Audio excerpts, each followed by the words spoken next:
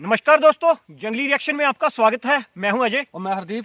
तो दोस्तों, जो वीडियो आज हम आप लोगों के साथ देखने वाले हैं वो वीडियो है कि बख्तियार खिलजी ने नालंदा यूनिवर्सिटी को जला दिया था ना, उसके ऊपर वीडियो है दोस्तों। तो चलिए पहले देखते हैं वीडियो और बाद में करेंगे अपना रिव्यू। तो करते हैं दोस्तों, video start. 3, 2, 1। How Bakhtiar Khilji destroyed Nalanda. Welcome to Study IQ. मेरा नाम है आदेश सिंह। साल 1193 AD बख्तियार खिलजी का नालंदा महावीरा यानी बुद्धिस्ट मॉनेस्ट्री पर आक्रमण होता है। नतीजा भीषण नरसंहार और नालंदा में रखा अनमोल ट्रेजर हमेशा के लिए नष्ट। क्या था ये अनमोल ट्रेजर और बख्तियार खिलजी ने इसे क्यों डिस्ट्रॉय किया? और सबसे बड़ी बात, नालंदा पर आक्रमण ही क्यों किया गया? वो न तो किसी राजा का किला था और न ही खजाना जमा किए हुए कोई मंदिर, बल्कि वो तो शिक्षा का प्रचार प्रसार करने वाली एक यूनिवर्सिटी थी। दोस्तों, आज हम अपने इस वीडियो में इन सभी सवालों का जवाब देने की कोशिश करेंगे। तो आइए शुरू करते हैं। इंट्रोडक्शन। नालंदा पर हुए आक्रमण के बारे में जानने से पहले नालंदा के बारे में जानना जरूरी है। दोस्तों, नालंदा महावीरा का उदय 5वीं शताब्दी में माना जाता है। यह विश्व की सबसे पुरानी यूनिवर्सिटीज में से एक है। प्रेजेंट डे बिहार में इसकी लोकेशन है। नालंदा संस्कृत के 3 शब्दों से मिलकर बना है, ना, अलम, दा, जिसका अर्थ होता है ना रुकने वाला ज्ञान का प्रवाह। नालंदा महावीरा की जानकारी हमें हुएन सैंग और इत्सिंग जैसे चाइनीज ट्रैवलर्स के अकाउंट से मिलती है। ह्यूएन सैंग 7th सेंचुरी में नालंदा आते हैं। वो इसकी स्थापना का श्रेय गुप्ता वंश के शासक कुमार गुप्ता वन को देते हैं। ह्यूएन सैंग लिखते हैं कि यहां 10,000 मंक्स और 1,510 टीचर्स रहते थे। मतलब ये एक रेजिडेंशियल यूनिवर्सिटी हुआ करती थी। नालंदा में China, Japan, Korea, Indonesia, Persia, Turkey और श्रीलंका जैसे देशों से लोग पढ़ने के लिए आते थे। यहां बुद्धिज्म के साथ साथ astronomy, mathematics, philosophy, medicine, grammar जैसे सब्जेक्ट्स की शिक्षा भी दी जाती थी। यहां तक कि उपनिषद्स के कुछ ओरिजिनल मैन्युस्क्रिप्ट्स भी यहां मौजूद माने जाते थे। साथ ही यहां स्टूडेंट्स को कोई फीस भी नहीं देनी होती थी। यहां पढ़ने वालों में हर्षवर्धन, वासुबंधु, धर्मपाल, नागार्जुना, पद्मसंभव और ह्यून सैंग जैसे बड़े बड़े नाम शामिल थे। ऐसा भी माना जाता है कि ग्रेट एस्ट्रोनॉमर और मैथमेटिशियन आर्यभट्ट इस यूनिवर्सिटी के हेड रहे थे। ज्ञान का ये केंद्र लगभग 800 सालों तक ऐसे ही फलता फूलता रहा। लेकिन 12th सेंचुरी में अचानक ये अतीत के अंधेरों में खो जाता है। इसके पीछे की कहानी बड़ी रोमांचक है। Invasion of Nalanda. दोस्तों, नालंदा पर एक नहीं 3 आक्रमण हुए थे। पहले 2 आक्रमण के बाद इसे फिर से रीबिल्ड कर लिया गया था, लेकिन तीसरा आक्रमण इसके लिए फेटल साबित होता है।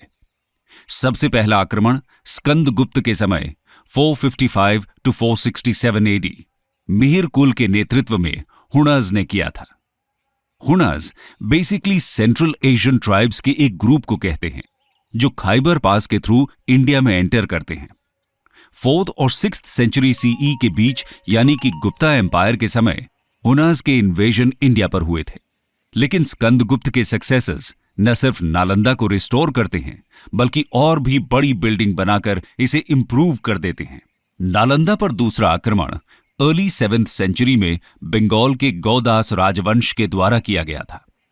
इस आक्रमण के बाद बुद्धिस्ट किंग हर्षवर्धन नालंदा को रीबिल्ड करते हैं। तीसरा और सबसे घातक आक्रमण था टर्किश इन्वेडर बख्तियार खिलजी का। नालंदा पर इसका आक्रमण 1193 AD में हुआ था।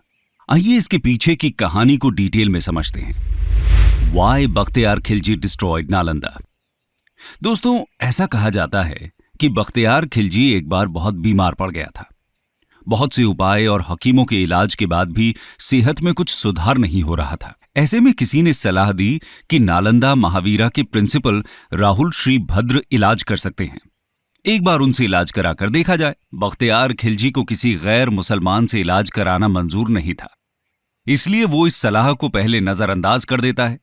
लेकिन जब सेहत और ज्यादा बिगड़ती जाती है तो उसे भी लगता है कि एक बार बुलाने में क्या हर्ज है। राहुल श्रीभद्र बख्तियार खिलजी के पास पहुंच जाते हैं और उसकी जांच करते हैं। खिलजी इनके सामने ये शर्त रख देता है कि वो इनकी दी हुई कोई भी दवा नहीं खाएगा।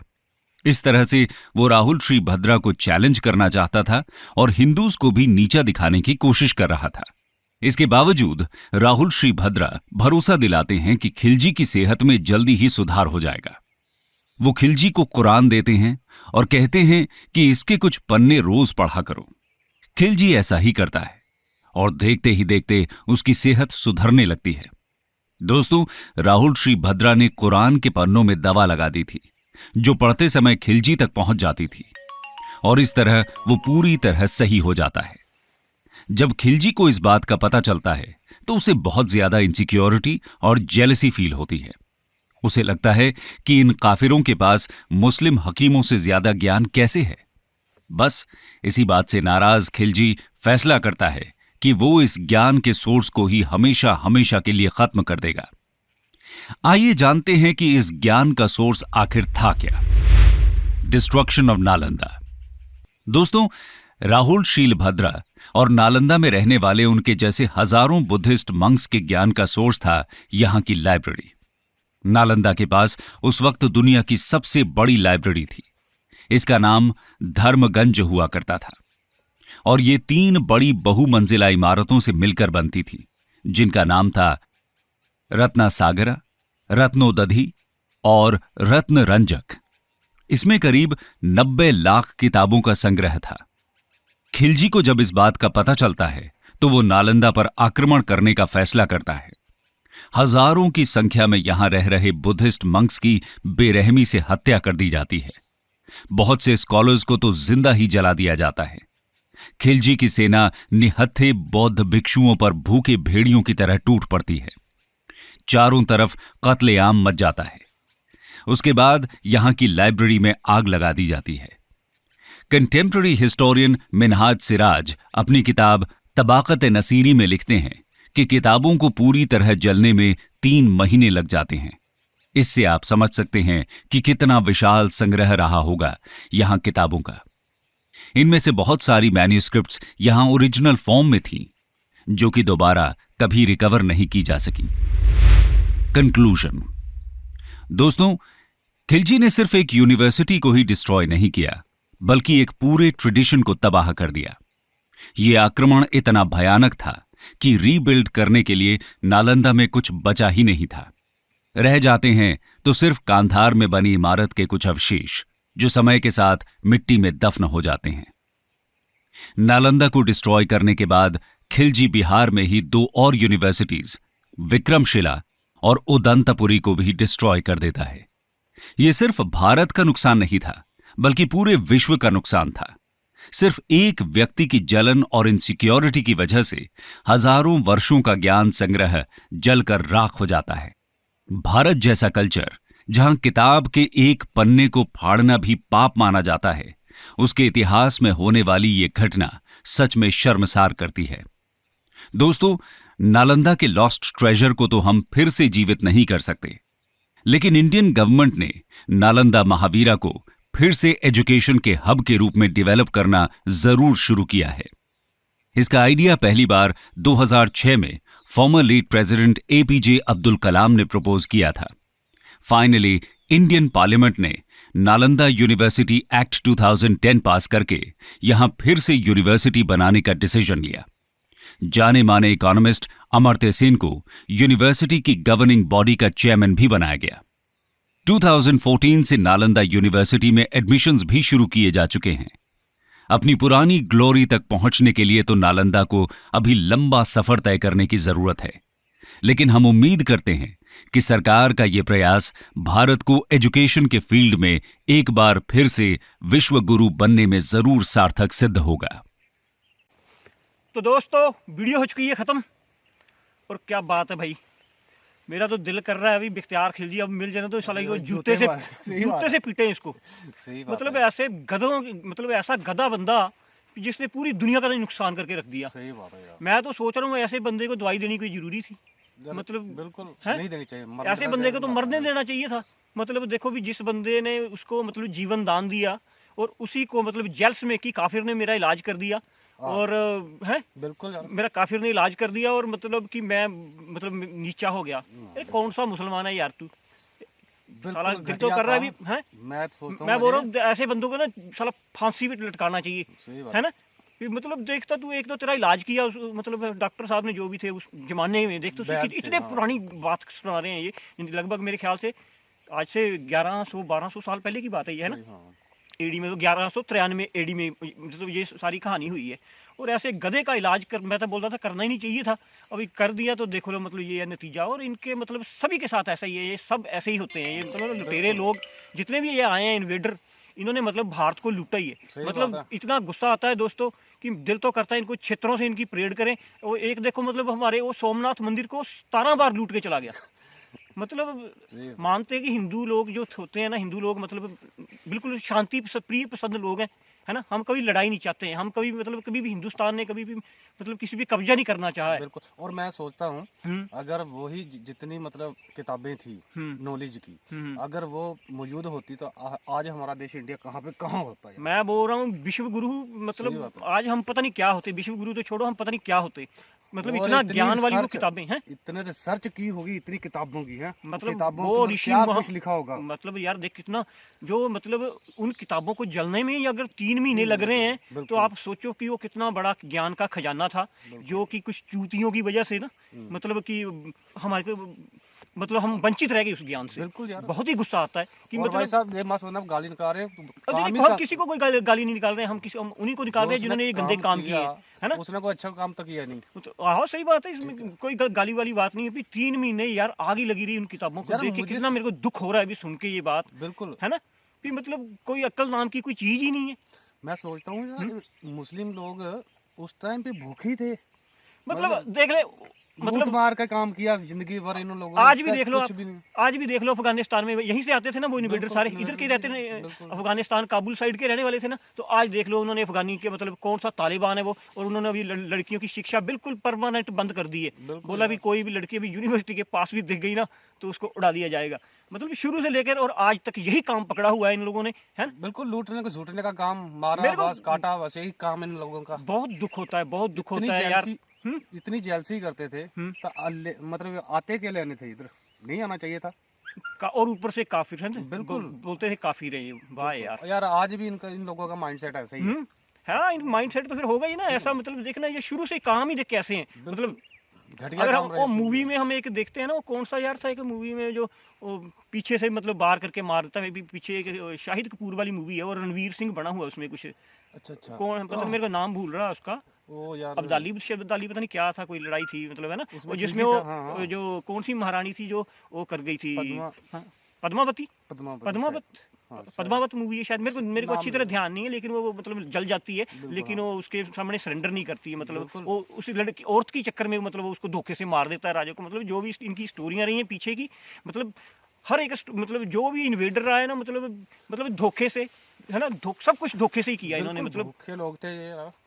और मंदिरों को लूटा, है ना? बिल्कुल। और चल मंदिरों को लूटा तो लूटा यार, मंदिर लूटते बढ़ते थे उनमें, चल सोना था पैसा था उनको लूट लिया, पैसा तोड़ा ले गए क्यों? चल तोड़ा भी, वो भी मान लिए तोड़ा क्यों, लेकिन इसको क्यों जलाया भाई?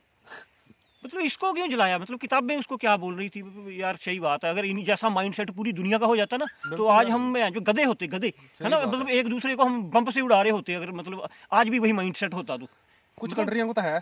है कुछ है ही कंट्रियों अभी को तो देखना है। तो तालिबानियों का देख ले अभी, बोल दिया कि दो फांसियां काटो हाथ। और चलो सऊदी में तो अभी प्रिंस सलमान है ना जो, वो एक मतलब पढ़ी लिखी की माँ का बेटा है, उसकी माँ पता नहीं कहीं मतलब एक बड़ी यूनिवर्सिटी में पढ़ी हुई है और एमबीएस भी थोड़ा अच्छी यूनिवर्सिटी में पढ़ा हुआ, मतलब बहुत बड़े मतलब फैमिली है। तो अब उसने मतलब क्या सऊदी को थोड़ा ले आया, मतलब नहीं तो पहले सऊदी के बारे में कैसे सुनने को मिलता था कि कट्टर था शरीयत, बिल्कुल। लेकिन अब मतलब एमबीएस जो है चेंज कर रहा है ना? अभी बॉलीवुड बॉलीवुड भी जैसे कि मैं सुना कि बुर्का भी बैन हो गया वहाँ पे हाँ, शायद, है ना? कल का शायद परसों का वहीं मतलब है न्यूज़ चल रही है कि हाँ। सऊदी में शायद बुर्का बैन हो रहा है, लेकिन चलो वो तो एक अच्छा स्टेप है। बिल्कुल। लेकिन बाकी कंट्रीज देख लो आप, वो देख सीरिया देख लो, सीरिया में क्या है मतलब आपस में एक दूसरे को मार रहे हैं, बिल्कुल। मतलब एक सत्ता के लिए, मतलब है ना एक कुर्सी के लिए। और अभी पाकिस्तान में देख लो आप क्या हो रहा है, पाकिस्तान में देख लो, फिर ईरान में देख लो। ईरान में देख लो आप। ईरान में तो खैर अभी बहुत बड़ी मूवमेंट चली हुई है, उन्होंने तो बिल्कुल। मतलब अभी हिजाब के गिरा जो उसका था ना, वो पुलिस भी मतलब हटा दी गई है शायद, बिल्कुल, है ना। हाँ। तो लेकिन शायद अभी बात करें मतलब इन लोगों की, तो देख लो आप कैसा मतलब यार बहुत दुख होता है, मंदिरों को बिल्कुल। लूटा, लेकिन फिर भी ये भारत का कुछ बिगाड़ नहीं पाए। कुछ भी क्या नहीं बिगाड़ पाए, पाया। क्योंकि आज भी हमारे मंदिर इतने अमीर हैं। दुनिया के सबसे मैं बोल ज्यादा। रहा हूँ आज हमारे दुनिया के मतलब इतने मंदिर अमीर है हमारे कि हम पूरी दुनिया का मतलब पैसा एक तरफ और हमारे मंदिरों का पैसा एक तरफ, सही बात है ना। मतलब इतना बिल्कुल। गोल्ड है, मतलब वो जो एक पद्मनाभन मंदिर है, हाँ। मैंने सुना है कि उसका सोना भी गिनने मतलब उसका पैसों का मतलब वो करने में 3 महीने लग गए थे कि सोना इतना उसके अंदर से निकला था। और आज भी उसका छठा दरवाजा जो खोला नहीं गया, खोला नहीं गया अभी तक। ये छठा दरवाजा वाला जो वो शायद कोई और मंदिर है, मेरे को ध्यान नहीं आ रहा अभी, वही है, लेकिन फिर भी श्री भारत का ये पद्मनाभ। कुछ नहीं बिगाड़ पाए। मतलब ये ठीक है ना, हम शांति प्रिय लोग हैं, और हमारे को मतलब देखो पहले ये मतलब ऐसे आते रहे और बाद में मतलब अंग्रेज आ गए। बिल्कुल। मतलब वो देखो हमारा अभी आज के हिसाब से मतलब हम अंदाजा लगाया जाए तो भाई अंग्रेज हमारा गोरे 42 ट्रिलियन। 45 ट्रिलियन डॉलर मतलब उतना पैसा हमारे से ये लूट के ले गए हैं, सही बात है। है ना। मतलब पर खैर वो जमाना वो था, लेकिन अब हमें भी समझ आ गई है कि भाई बिल्कुल। शरीफी से काम नहीं चलने वाला। इसलिए हमारी सेना ने देखा भी कैसे चाइना को बजाया है, और ऐसे ही अभी हम सबको बजाते हैं, क्योंकि बहुत मतलब सह लिया, है ना, बहुत बिल्कुल सह लिया, यार। मतलब शांति दिखा दिखा के मतलब बहुत सह लिया हम लोगों ने, लेकिन अब नहीं, अब बिल्कुल। नहीं। और अब ठीक है, मोदी साहब के हाथ में कमांड है और बढ़िया है जो भी है। और अब किसी की बात भी नहीं सुनेंगे भाई। सुनी कहाँ है कहीं, मतलब इंडिया किसकी सुन रहा है। अमेरिका ने जोर लगा लिया अपना, मतलब नीचे तक जोर लगा लिया इन्होंने कि रशिया से तेल नहीं लेना है, लेकिन हाँ, नहीं रोक नहीं, पाया, क्योंकि अभी भारत किसी की नहीं सुनेगा भाई, बिल्कुल। किसी की नहीं मानेगा। हमने जो सहना था सह लिया, लिया। हमारे पूर्वज सह गए, मतलब बिल्कुल। चलो फिर भी उनके उनके आशीर्वाद हैं जो आज हम बैठे हैं यहाँ पे बातचीत कर रहे हैं, है ना। बिल्कुल सर, वही माइंड है, मतलब जो दिमाग का काम है ना, हम्म। जो पुराने हमारे गुरुओं या जिनका भी हा भाई, अभी भी देखो हमारे लोग तरक्की तो कर रहे हैं ना। बिल्कुल, कौन रोक रहा है अभी। देख इंडियन हर जगह भारतीय लोग, आप इंग्लैंड का प्रधानमंत्री भारतीय, अभी एक नया देश है कौन सा यार यो, मॉरिशस? नहीं नहीं और है जिसका प्रधानमंत्री बना है, हाँ। हैं? मतलब हमारे सीईओ फेसबुक, गूगल, बिल्कुल। ट्विटर जो भी देख लो, हर जगह मतलब भारतीय छाए हुए हैं। और मतलब कोई इनकी मतलब जो ज्ञान को कोई रोकना चाहता था ना, वो नहीं रोक पाया, नहीं रोक पाया भाई। है नहीं रोक पाएगा। और आने वाले टाइम में मतलब आप देखना कि मतलब विश्व गुरु बनने मतलब हो चुका है, काम स्टार्ट हो चुका है बिल्कुल। विश्व गुरु बनने का, बिल्कुल है सर, ना। बिल्कुल। तो चलो वीडियो बड़ी मजेदार थी वैसे, है ना, बहुत मजा आया मतलब भाई। बहुत नॉलेज वाली वीडियो थी और अच्छी लगी, मतलब और अपनी हिस्ट्री को जान के दुख भी हुआ थोड़ा, पर खैर जो होना था हो गया। लेकिन अब का भारत जो है आज किसी की भी नहीं सुनता और ना ही सुनेगा आने वाले टाइम तक, है ना। तो ठीक है दोस्तों, वीडियो को करेंगे हम यहीं पे खत्म। और जो दोस्त नए हैं चैनल पे वो जरूर प्लीज़ हमारे चैनल को सब्सक्राइब कीजिएगा और बेल आइकन को भी प्रेस कीजिएगा, ताकि हमारी हर वीडियो का नोटिफिकेशन आपको मिलता रहे। तो ठीक है दोस्तों, मिलेंगे इसी तरह की इंटरेस्टिंग वीडियो के साथ, तब तक अपना ख्याल रखिए। जय हिंद, जय Bharat and thanks for watching.